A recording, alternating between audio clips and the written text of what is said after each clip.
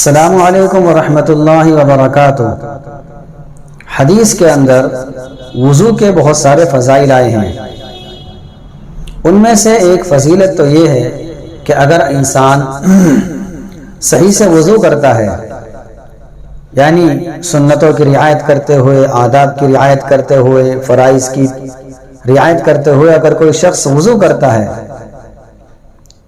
تو اعضائے وضو سے اس کے گناہ جھڑ جاتے ہیں۔ ایک حدیث میں ہے کہ جب انسان وضو کرتا ہے اور جب وہ چہرہ دھوتا ہے تو چہرے سے سارے گناہ جھڑ جاتے ہیں۔ اسی طریقے سے جب وہ ہاتھ دھوتا ہے تو ہاتھ سے گناہ جھڑ جاتے ہیں،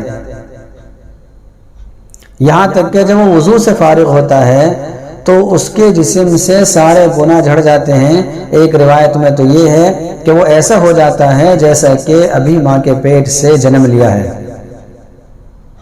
لیکن شرط یہی ہے کہ وضو کو صحیح طریقے سے کرنا چاہیے، اور جب وضو کرے تو نیت میں یہ بھی ہو کہ میرے گناہ جھڑ رہے ہیں، یہ استحضار ہونا چاہیے، دل میں یہ خیال ہونا چاہیے کہ میرے گناہ جھڑ رہے ہیں۔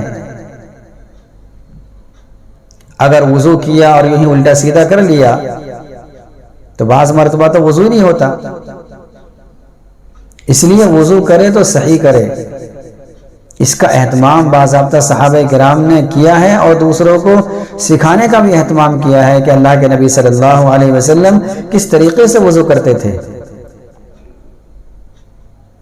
تو اس لیے ہمیں وضو کو صحیح طریقے سے کرنا ہے تاکہ ہمارے گناہ بھی صحیح سے جھڑ جائیں، مکمل طور پر ہم گناہوں سے پاک ہو جائیں۔ یعنی مسواک کا بھی اہتمام کیا جائے، صحیح سے کلی کی جائے، صحیح سے ہاتھ دھوئے جائیں، داڑھی کا خلال کیا جائے، چہروں کو صحیح طریقے سے دھویا جائے۔ اسی طریقے سے پورے وضو کو اچھے طریقے سے کرے اور سنتوں کو یاد کر کے اور سنتوں کی رعایت کے ساتھ وضو کرے۔ السلام علیکم ورحمۃ اللہ وبرکاتہ۔